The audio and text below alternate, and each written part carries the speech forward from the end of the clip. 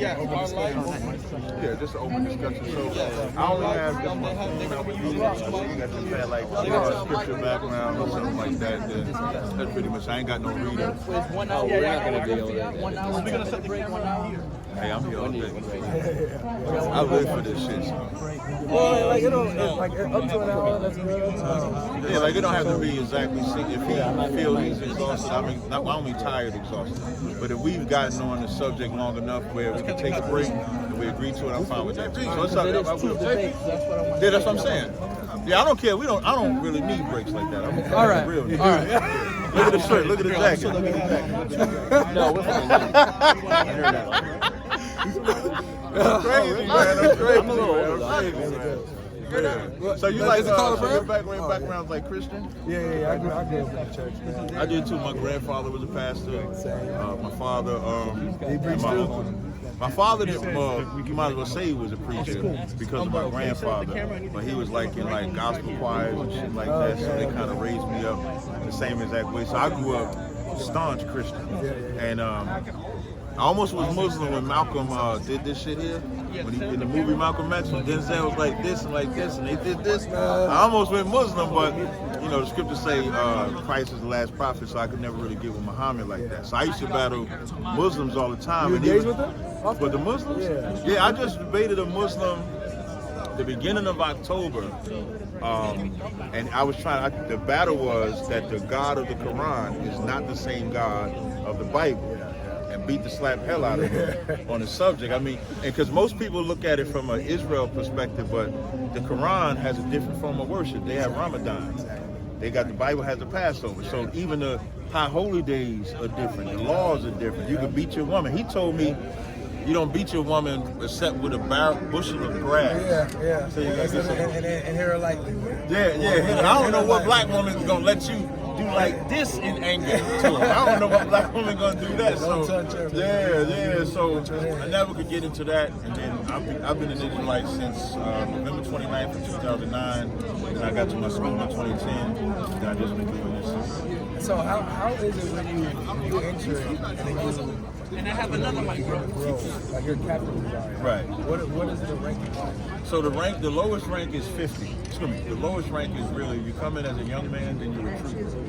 Then you pass an officer's test, and the lowest rank is an officer of 50. Now where you go from there is just the work that you put in or how like the Lord moves. So it's not like a time served like after 5 years you get this. So the more work I put in is how I was able to get the rank that I'm at. So what is like the officer's test? It's a test of scriptures that you have to get 100%. Yeah. And so we give you the test with the answers. And the whole point is about memory. Because you know when you get out on the street, you may not have a Bible. Like we got, like in this day and age, you got phones. But at a time when there wasn't no phones, or let's say if you ain't got your phone, you got to at least know the scriptures. So if you can pass that test and get 100%, then you become an officer. And even then, you can't go out and teach a bunch of different things. There's a set of subjects that you can teach, and then as you grow spiritually, then you can advance. So it doesn't matter the age; it just matters your progression. Right, exactly. Personal growth and the work you put in. Yeah, because the Lord can use anybody. He can use somebody at 49. He can use somebody at 20. You know, it just depends on what you do. Like I think Who's the youngest captain that you got? Ariel, right? It wasn't 20. We'll just tell. 23. But he got captain out this game. So he's the youngest. He grew up in it. So he's like the youngest captain. So there's also like right. Now, with the different camps, there might be a slight difference in certain beliefs with different sects. Yeah, definitely. Is there, what is a type of, I guess, doctrine that would communicate from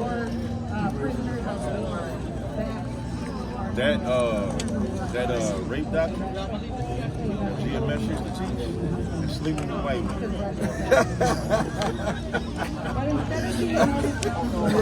Can you marry a white woman? No, you can't marry a white woman. No, I'll tell you something funny. Like, so when I first Oh, you like white women? Yeah, I understand. So you sleep with white women? No, I Is anybody filming? Who from my side is filming? yeah. Somebody from my side filming? Concert. Somebody, we need to get that up. You said you sleep with white women? no. Oh, okay. I haven't. I'm a good. To black men. Black men. So bad. All right, okay. He might not be that bad, y'all. He might be a decent guy. He got a black listen, man. Because, you know, black men, we fail. Black love. The black men are the greatest failures of love to their species. We love going to that white woman. But I'll tell you a funny story. When I first became, when I first found out I'm an Israelite before I got to ISUPK, there was these brothers I was learning with, and they had like this little falling out. So I asked them, where's the truth at? They told me ISUPK. I had never heard of ISUPK at that point. And then when I get into the school, a couple of those brothers got mad at me over white women because we was all on like the little group conference call, and they was like, "What you doing?" He said, "Riding around with these concubines." And I'm like, "You riding around with white women?"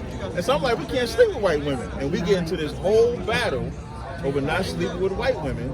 And then the very next morning, my wife wakes me up, and she was like, "Babe, they done made a video about you."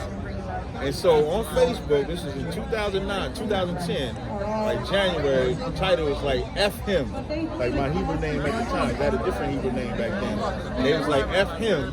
And that shit blew my mind that they did a whole video because I didn't want to sleep with white women. Or didn't agree with sleeping with white women. That type of that really splits people up, something like that. Well, you talking about as far as camps? Yeah, as far as No. You know what split camps up? What split camps up is what split any organization up.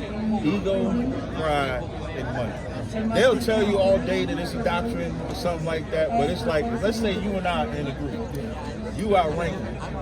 I can't get above you because you're the top. The only way I can have your position is if whatever you teaching, now all of a sudden something's wrong.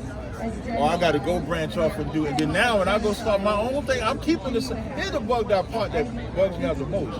When I leave you, I teach the exact same things that I was teaching when I was with you. The only difference is, if you a priest, now I'm a priest. And then you know what happens? Now me and you can stand together like this. You know what I'm saying? It's never real doctrine. It's never. It's always somebody wanted to outrank somebody, or status, or power, or ego. And if I could, but I always like to point out what I love about Commander General Hunter, my leader. He hasn't had a rank raise since he had his rank in general. He's only been a general since like the 80s. And if he wanted to, he could have said, I'm going to be a high priest because all the priests left. He didn't take any rank. And we have been able to keep this house a base or separated from those type of problems. So we don't have power issues. We don't have jealous issues. We don't have nothing. I'm with the same men I've been with forever, but we learned those lessons because in the early 90s you had splits and stuff like that. But split is never over doctrine. They'll tell you it's doctrine, but when you get to the root of it, it's always something. They just want it higher. Yeah, it's always something. That's so interesting. I always thought about that. One of them, like GMS and Sakari and all this kind of. I'm like, man, what's the difference? I never really knew what the difference was. None. Petty disagreement, and if it's about brotherhood, that's the other thing that it bothered me because, and this ain't a Israelite thing. You got different sets of Christians. You got Lutheran, Baptist. You got all these, and all it comes down to is lack of brotherhood at the core. Because if we're brothers, there shouldn't be an issue that we can't work out.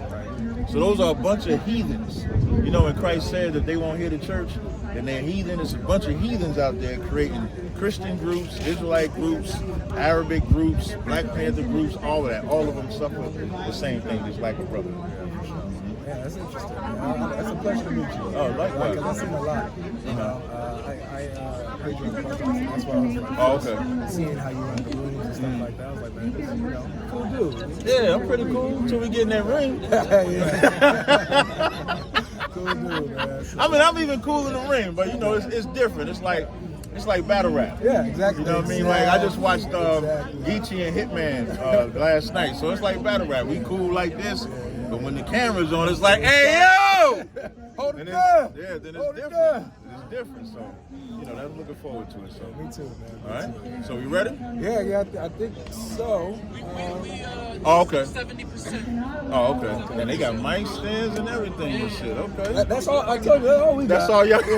Y'all came with the mic, the channel, the Yeah, light. because we wanted to be prepared for everything. We didn't know if it was going to be a crowd. We didn't know if we was going to need speakers. We didn't know what we were going to need. So It's gonna rain. So I heard it's gonna rain too. it's like